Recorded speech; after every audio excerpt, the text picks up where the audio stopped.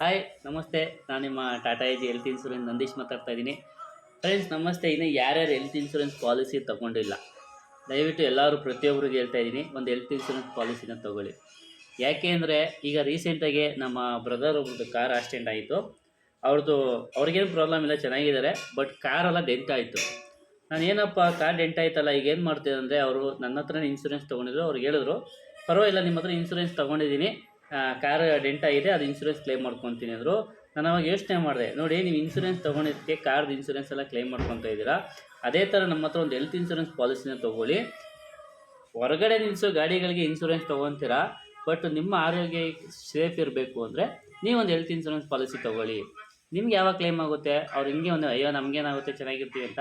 But ನಾನು ಹೇಳೋದು ಇಷ್ಟೇ, ಈಗ ಲೈಟಾಗಿ ತಲೆನೋವು ಬಂತು, ಇಲ್ಲ ಜ್ವರ ಬಂತು, ಹಾಸ್ಪಿಟಲ್ ನೀವು ಅಡ್ಮಿಟ್ ಆಗಬೇಕು ಅಂತ ಏನಿಲ್ಲ, ಜಸ್ಟ್ ಹೋಗಿ ವೆರಿಫೈ ಮಾಡಿಸಿ ಟೆಸ್ಟ್ ಮಾಡಿಸ್ತೀರ ಅಂದರೆ ಮಿನಿಮಮ್ ಏನಿಲ್ಲರೂ ಒಂದು ವರ್ಷದಿಂದ 2,000 ರೂಪಾಯಿ ಬಿಲ್ ಆಗುತ್ತೆ. ಅಲ್ಲಿ ನಿಮಗೆ ಪಾಸಿಟಿವ್ ಬಂದು ಇಲ್ಲ ಡೆಂಗ್ಯೂ ಫೀವರು ಇದೆ, ನೀವು ಹಾಸ್ಪಿಟಲ್ ಅಡ್ಮಿಟ್ ಆಗಲೇಬೇಕು ಅಂದರೆ ಮಿನಿಮಮ್ ಏನೇನದು, ಈಗ ಒಂದು ಡೆಂಗ್ಯೂ ಫೀವರ್ ಆಗಲಿ ಟೈಫಾಯ್ಡ್ ಆಗಲಿ 50,000 ರಿಂದ 60,000 ರೂಪಾಯಿ ಬಿಲ್ ಆಗ್ತಿದೆ ಹಾಸ್ಪಿಟ್ಲ್ಗಳಲ್ಲಿ. ಓಕೆನಾ. ಇನ್ನು ನಾರ್ಮಲು ಈಗ ಚಿಕ್ಕ ಹಾಸ್ಪಿಟ್ಲ್ಗೆ ಹೋಗ್ತೀನಿ 35,000-40,000 ರೂಪಾಯಿ ಬಿಲ್ ಆಗುತ್ತೆ. ಅದೇ 35,000-40,000 ರೂಪಾಯಿ ನೀವಿಲ್ಲಿ ನಮಗೆ ಕಟ್ಟಿದ್ರೆ ಟೋಟಲ್ ಫ್ಯಾಮಿಲಿ 4 ಜನಕ್ಕೆ 10 ಲಕ್ಷ ರೂಪಾಯಿ ಗಂಟ ಕ್ಲೈಮ್ ಕೊಡ್ತಾಯಿದ್ದೀವಿ. ಓಕೆನಾ, ಹೆಲ್ತ್ ಇನ್ಶೂರೆನ್ಸಲ್ಲಿ. ಮತ್ತು ಮೇನ್ ಇನ್ನೊಂದು ಹೆಲ್ತ್ ಇನ್ಶೂರೆನ್ಸಲ್ಲಿ ನಾವು ಗಮನಿಸಬೇಕಾಗಿರೋದು ವಿಚಾರ ಏನಪ್ಪ ಅಂದರೆ, ಎಲ್ಲ ಕಡಿಮೆ ಪ್ರೀಮಿಯಮಲ್ಲಿ ಹೆಲ್ತ್ ಇನ್ಶೂರೆನ್ಸ್ ಕೊಟ್ಬಿಡ್ತಾರೆ. ನಾಳೆ ಹಾಸ್ಪಿಟಲ್ ಹೋದಾಗ ರೂಮ್ ರೆಂಟ್ ಸಿಗುತ್ತಾ, ನಮಗೆ ನಾನ್ ಮೆಡಿಕಲ್ ಐಟಮ್ ಕ್ಲೇಮ್ ಆಗುತ್ತಾ, ಅದೆಲ್ಲ ಯೋಚನೆ ಮಾಡಬೇಕು. ಓಕೆನಾ. ಸುಮ್ಮನೆ ಹೆಲ್ತ್ ಇನ್ಶೂರೆನ್ಸ್ ಯಾವುದ್ಯಾವುದೋ ಮಾಡಿಸ್ಕೊಡೋದಲ್ಲ, ಎಲ್ಲ ಹೆಲ್ತ್ ಇನ್ಶೂರೆನ್ಸು ಎಲ್ಲ ಕಡಿಮೆ ಪ್ರೀಮಿಯಮಲ್ಲಿ ಕೊಡ್ತಾರೆ. ಬಟ್ ನಿಮ್ಮದು ಟಾಟಾ ಏಜ್ ಪ್ರೀಮಿಯಮ್ ಜಾಸ್ತಿ ಅಂತ ಹೇಳ್ಬೋದು, ಬಟ್ 100% ಕ್ಯಾಶ್ಲೆಸ್ ಕೊಡ್ತಾಯಿದ್ದೀವಿ. ಓಕೆನಾ. ಇಲ್ಲಿ ಯೋಚನೆ ಮಾಡಿ, ಇವತ್ತು 10,000 ರೂಪಾಯಿ ಸಾಲ ಮಾಡಿ 10 ಲಕ್ಷ ರೂಪಾಯಿ ಹೆಲ್ತ್ ಇನ್ಶೂರೆನ್ಸ್ ತೊಗೊಳೋದು ಬೆಸ್ಟಾ, ನಾಳೆ ಏನಾರ ಕಿಡ್ನಿನೋ ಇಲ್ಲ ಹಾರ್ಟ್ ಅಟ್ಯಾಕೋ ಎನಿ ಆಪ್ರೇಷನ್ ಬಂತು, ನಾಳೆ ಹಾಸ್ಪಿಟಲಲ್ಲಿ ಸಾಲ ಮಾಡಿ 10 ಲಕ್ಷ ರೂಪಾಯಿ ಕಟ್ಟೋದು ದೊಡ್ಡ ವಿಷಯನ. ಯಾವ ಟೈಮಲ್ಲಿ ಏನಾಗುತ್ತೋ ಗೊತ್ತಿಲ್ಲ. ಪ್ರತಿಯೊಬ್ಬರು ಹೇಳ್ತೀನಿ, ಒಂದು ಹೆಲ್ತ್ ಇನ್ಶೂರೆನ್ಸ್ ಪಾಲಿಸಿನ ತೊಗೊಳ್ಳಿ. ಮತ್ತು ಇನ್ನೊಂದು ವಿಷಯ ಹೇಳ್ಬೇಕು ಅಂತ ಹೇಳ್ತಾ ಇದ್ದೀನಿ.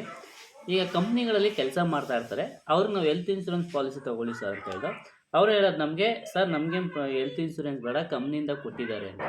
ಸರ್ ಕಂಪ್ನಿಯಿಂದ ಹೆಲ್ತ್ ಇನ್ಶೂರೆನ್ಸ್ ಕೊಟ್ಟಿದ್ದಾರೆ, ಅದರಲ್ಲಿ ನಿಮ್ಗೆ 100% ಕ್ಯಾಶ್ಲೆಸ್ ಸಿಗ್ತಾ ಇಲ್ಲ. ನಾನು ಸುಮಾರು ಪೇಷೆಂಟ್ಗಳನ್ನ ನೋಡಿದ್ದೀನಿ, ಕಂಪ್ನಿಯಿಂದ ಇನ್ಶೂರೆನ್ಸ್ ಅಡ್ಮಿಟ್ ಆಗ್ತಾರೆ, ಅಯ್ಯೋ ನಮಗೆ ರೂಮ್ ರೆಂಟ್ ಕೊಡ್ತಾ ಇಲ್ಲ, ಅಯ್ಯೋ ಮತ್ತು ಮೆಡಿಸಿನ್ ಕ್ಯಾಪಿಂಗ್ ಕೊಡ್ತಾ ಇದ್ದಾರೆ, ಮತ್ತು 100% ಕ್ಯಾಶ್ಲೆಸ್. ಅದು ಯಾವುದೂ ಸಿಗೋಲ್ಲ ಸರ್. ಕಾರ್ಪೊರೇಟ್ ಇನ್ಶೂರೆನ್ಸ್ಗಳಲ್ಲಿ ಮಿನಿಮಮ್ 2.5-3 ಲಕ್ಷ ಕೊಡ್ತಾರೆ, ಬಟ್ 100% ಕ್ಯಾಶ್ಲೆಸ್ ಇಲ್ಲ. ಬಟ್ ನೀವು ನಮ್ಮ ಹತ್ರ ಹೆಲ್ತ್ ಇನ್ಶೂರೆನ್ಸ್ ತೊಗೊಳ್ಳೋದ್ರಿಂದ ಇನ್ನೊಂದು ಬೆನಿಫಿಟ್ ಇದೆ. ಎಕ್ಸಾಂಪಲು, ಈಗ ಅವನು ಕಂಪ್ನಿಯಿಂದ ವರ್ಕ್ ಮಾಡಬೇಕಾದ್ರೆ 45 ವರ್ಷ ಏಜ್ ಇರುತ್ತೆ ಸರ್. ಅಮ್ಮ ಅಂದರೆ ಸರ್ ಅವ್ರು ಇನ್ನು ಎಷ್ಟು ವರ್ಷ ಇರ್ತಾನೆ ಕಂಪ್ನೀಲಿ, ಅಮ್ಮಮ್ಮ ಅಂದರೆ ಒಂದು 10 ವರ್ಷ, 55 ವರ್ಷ, ಇನ್ನೊಂದು 5 ವರ್ಷ ಜಾಸ್ತಿ, 60 ವರ್ಷ ಅವ್ನು ಕೆಲಸ ಮಾಡ್ತಾನೆ, ಅವನಿಗೆ ರಿಟೈರ್ಡ್ ಬರುತ್ತೆ. 60 ವರ್ಷ ಗಂಟ ಕಂಪ್ನಿ ಇನ್ಶೂರೆನ್ಸ್ ನೋಡ್ಕೋಬೋದು ಸರ್. ನಾಳೆ ಕಂಪ್ನಿ ನೀವು ರಿಟೈರ್ಡ್ ಆದರೆ ಅಲ್ಲಿ ನಿಮಗೆ ಹೆಲ್ತ್ ಇನ್ಶೂರೆನ್ಸು ನಿಮಗೆ ಲ್ಯಾಪ್ಸ್ ಆಗುತ್ತೆ. ಆವಾಗ ನಿಮ್ಗೆ ಏಜ್ ಎಷ್ಟಾಗಿರುತ್ತೆ, 60 ವರ್ಷ ಏಜು. 60 ವರ್ಷಕ್ಕೆ ಏಜ್ಗೆ ಪ್ರೀಮಿಯಮ್ಮು ಇನ್ನೂ ಹೈ ಆಗಿರುತ್ತೆ. ಮತ್ತು ಇನ್ನೂ 2 ವರ್ಷ ನೀವು ವೆಯ್ಟ್ ಮಾಡಬೇಕು. ಏನಕ್ಕೆ, ಮೇಜರ್ ಆಪ್ರೇಷನ್ಗೆ. ಈಗ ನನ್ನ ಹತ್ರ ಅಲ್ಲಿ ನೀವು ಯಾವುದೇ ಹೆಲ್ತ್ ಇನ್ಶೂರೆನ್ಸ್ ತೊಗೊಂಡ್ರೆ ನಿಮ್ಗೆ ನಾಳೆ ಕಿಡ್ನಿ ಆಪ್ರೇಷನ್ಗೆ ಯಾರೂ ಕ್ಲೈಮ್ ಕೊಡೋಲ್ಲ. ಅದಕ್ಕೆ ಕಂಡೀಷನ್ಗಳು ಮೇಜರ್ ಆಪ್ರೇಷನ್ಗಳು, ಈ ಹರ್ನಿಯಾ, ಪೈಲ್ಸು, ಕಿಡ್ನಿ, ಪಿಸ್ತುಲ, ಕ್ಯಾಟ್ರ್ಯಾಕು, ನೀ ರಿಪ್ಲೇಸ್ಮೆಂಟು, ಈ ಥರ ಮೇಜರ್ ಆಪ್ರೇಷನ್ಗಳೆಲ್ಲ ನಿಮಗೆ ಮಿನಿಮಮ್ 2 ವರ್ಷ ವೆಯ್ಟಿಂಗ್ ಪೀರಿಯಡ್. ಅದೇ ನಿಮಗೆ ಡೇ 1 ಕೊಡೋದಾದರೆ ಆಕ್ಸಿಡೆಂಟ್ ಬೆನಿಫಿಟ್ ಕೊಟ್ಟೇ ಕೊಡ್ತೀವಿ. ಆದರೆ ಇನ್ನು 30 ಡೇಸ್ ಆದಮೇಲೆ ನಿಮಗೆ ಫೀವರ್ಗಳು ಕ್ಲೈಮ್ ಸ್ಟಾರ್ಟ್ ಆಗುತ್ತೆ. ಇನ್ನೂ ಹೆಚ್ಚಿನ ಮಾಹಿತಿ ಬೇಕು ಅಂದರೆ ನನ್ನ ನಂಬರ್ಗೆ ಕಾಲ್ ಮಾಡಿ ಹೆಚ್ಚಿನ ಡೀಟೇಲ್ಸ್ ಕೊಡ್ತೀನಿ.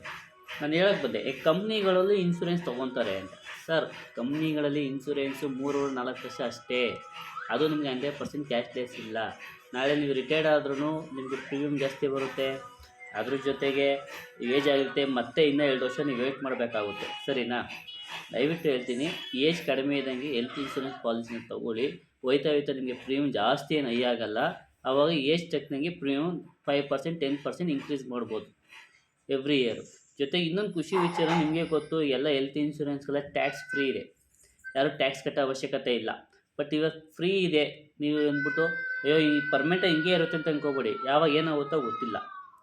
ಕಡಿಮೆ ಪ್ರೀಮಿಯಮ್ ಇದೆ, ಟ್ಯಾಕ್ಸ್ ಫ್ರೀ ಇದ್ದಾಗ ಹೆಲ್ತ್ ಇನ್ಶೂರೆನ್ಸ್ ಪಾಲಿಸಿನ ತೊಗೊಂಡು ಮಡಿಕೊಳ್ಳಿ. ನೀವೇನು 10,000 ರೂಪಾಯಿ 20,000 ರೂಪಾಯಿ ಕಟ್ಟಿ ಹೆಲ್ತ್ ಇನ್ಶೂರೆನ್ಸ್ ಪಾಲಿಸಿ ತೊಗೊಂಡ್ರೆ ನೀವು ಧೈರ್ಯವಾಗಿರ್ಬೋದು, ನಂದು ಅಂತ ಹಾಸ್ಪಿಟಲ್ 10 ಲಕ್ಷ ಇಟ್ಟಿದ್ದೀನಿ, ಹೌದು, ಇದು ಶೇರ್ ಮಾರ್ಕೆಟ್ ಇನ್ಕ್ರೀಸ್ ಆಗುತ್ತೆ.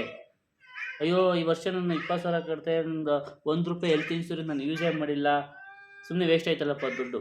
ಆ ಥರ ಅಂದ್ಕೊಳ್ಳೇಬೇಡಿ ಸರ್. ನೆಕ್ಸ್ಟ್ ಇಯರು, ಈ ವರ್ಷ ನೀವೇನು 10 ಲಕ್ಷ ತೊಗೊಂಡಿರ್ತೀರೋ ನೆಕ್ಸ್ಟ್ ಇಯರ್ ನಿಮ್ಗೆ 100% ಬೋನಸ್ ಆ್ಯಡಪ್ ಆಗ್ತಿದೆ.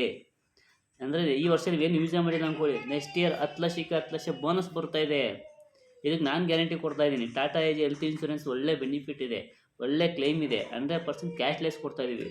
ಯಾವುದೇ ರೂಮ್ ರೆಂಟ್ ಕೊಡೋಂಗಿಲ್ಲ, ಯಾವುದೇ ಮೆಡಿಷನ್ ಕೊಡೋಂಗಿಲ್ಲ, A to Z ಎಲ್ಲ ಫ್ರೀ. ಸರಿನಾ?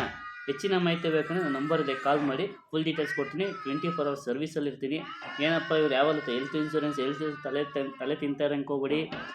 ಇವತ್ತು ಹೆಲ್ತ್ ಇನ್ಶೂರೆನ್ಸ್ ಮಾಡಿಸಿ ನಾಳೆ ಒಂದು ಕ್ಲೈಮ್ ಆಯಿತು ಅಂದರೆ ನಿಮಗೆ ಗೊತ್ತಾಗುತ್ತೆ. Thank you so much.